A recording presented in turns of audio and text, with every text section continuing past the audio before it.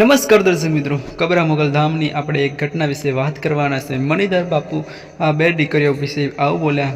જો તમે આખો વિડીયો જોશો તો તમને સમજાઈ જશે। ખુશી અને એક બીજી દીકરી હતી જે જૂનાગઢની હતી અને આ બંને દીકરીઓ વિશે આ બાપુ એમના કપડા વિશે પર આવું બોલ્યા। તમે આખો વિડીયો જોજો દર્શક મિત્રો અને પછી કમેન્ટ કરજો, કેમ કે કમેન્ટ જોયા વગર કરતા નહીં, કેમ કે તમે આખો વિડીયો જોતા નથી ને આડેધર કમેન્ટ કર્યા શું કરો છો।